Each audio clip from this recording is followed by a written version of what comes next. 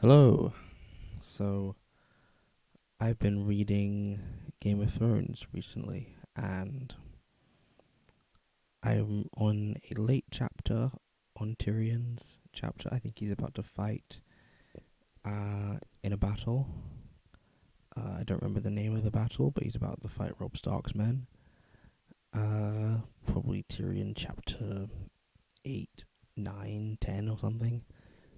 He's just met Shae, and it's a good chapter. It's very it's very telling. He didn't describe the sex scene, but he basically described the foreplay to the sex scene and the post-coital scene. So it was, him exploring, George R. R. Martin exploring, how an imp, how a dwarf approaches sex, and he says he hasn't had sex for like over a year, and it's just interesting to be like in the thoughts of the character. So like it's a very different experience from watching the show. So yeah, I think here, if we go back a couple pages, um, 2 pages, I seem to recall saying, "Find me a whore, not make me an enemy." I think this is Bronn stole this girl from another knight. So now that knight knows that Tyrion Lannister's the one with his whore.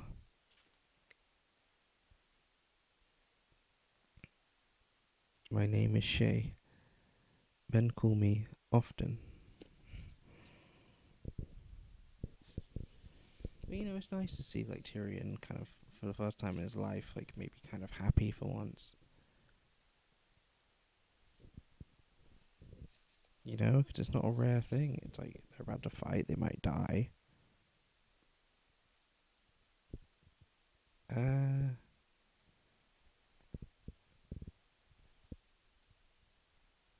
yeah, it's just George describing it in detail, basically. He had needed her, Tyrion realized afterward, as she lay quietly in his arms. Her or someone like her.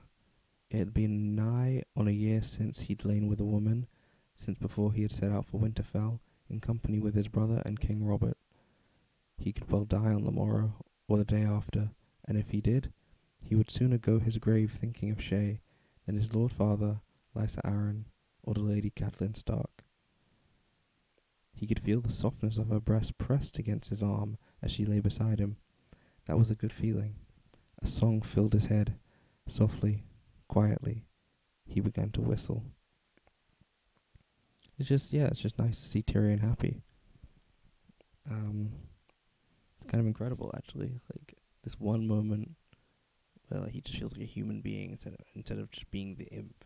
Even if it's like fake, even if it's like she's leading him on, it's like he chooses to believe it. Like he chooses to enjoy believing it. Like he knows she's probably just kind of putting it on, but he doesn't dig too deep to find out. Like he doesn't want to even find out because he doesn't really care to find out. He just kind of creates the illusion and just lives in the illusion, which is it's just an interesting take. A lot of us probably do that in a lot of ways, like with our bosses or our like family or friends. Like we kind of know if we pushed it so far, we could like break certain relationships. If we really pushed one of our friends to say something, or they kind of probably think this about you, but you've never pushed them to say it. If you kind of pushed it, they would probably say it or admit it. But you kind of choose to live in the mutual delusion where you're like both okay with each other, so you don't push it, and you have this mutual understanding of like, okay, I won't admit this thing about you, and you won't admit this thing about me. And that's kind of what like it's going on here with Tyrion and Shae. It's like she probably isn't attracted to an imp, but she chooses to make him feel like he is. It's just an interesting dynamic. I like the idea of it. But yeah, it reflects on a lot of things. Um, yeah, I haven't actually finished a chapter. I'm gonna be honest. Um, this is just a kind of test video. Um, After this, I will start finishing chapters and then reviewing it afterwards. Um, I won't just do it with Game of Thrones. I'll split books. So I might do. I'm gonna try and read some fantasy. I'm gonna try like Neuromancer. I might try Terry Pratchett. I'm gonna try do Android Dream of Electric Sheep. I'm gonna try Isaac Asimov. I might try some Brandon Sanderson. I might even do like books like Mastery or 48 Laws of Power, maybe. Lord of the Rings. I'm slowly reading that, although I have some opinions on it. And oh, yeah, I've got a Kindle. Yeah, I will grab random stuff on my Kindle, get my audiobooks. You know, there's actually a really cheap way to read books. You can get like Kindle cheap books for 99p, and then you can just, if you have a Spotify subscription, you can get 15 hours a month of audiobook listening time. So you don't even have to pay for Audible, because you can kind of just get free audiobooks, and you can just try out like a chapter or two without having to like download a sample, because it's like you have 15 hours. So like, I mean, you could listen to like 10 chapters of a book and see if you like it or not before like committing. So what I've started doing is like listen to like 3 chapters on Spotify. If I'm starting to like it, then I'll buy it on Audible with either a reduced price or what are they called? Units? Uh something. Points. Yeah, whatever. And yeah, then I can also read the physical book. I really like that. I'm starting to enjoy that engagement of like using 2 senses. Like you have the book and you have the audiobook playing, so you get like, especially if you have like a lot of I have issues with like stimulation and like distraction. I'm probably ADHD, so it's like it's nice to have 2 senses filled.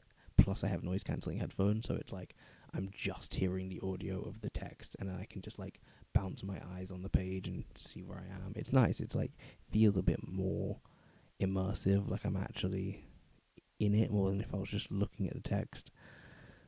Um, yeah, I have a Kindle. I don't use it that much. I just don't really enjoy using it, which is sad because I spent £100 on it, and it's like I like the idea of like a super efficient device, but I do like having a physical book. Like physical paper just feels good. There's like a magic to it. Like really, like books are like magic. Like it is like it really is like magic. It's like you're casting spells with your words from an author who curated the exact right series and combination of words to like evoke these magical realms in your mind, to evoke your imagination. So yeah, I think from this point I'm gonna buy a few books. I'm gonna try out the audiobooks, and I might get them on Audible or not. I'll follow along, and I will maybe not do a discussion video about them afterwards. And maybe someone stumbles across this video and wants to read something, and yeah, I kind of gave them a book recommendation. Because what is there to do than consume high quality information like books? So yeah, thank you for watching this 8-minute video. Goodbye.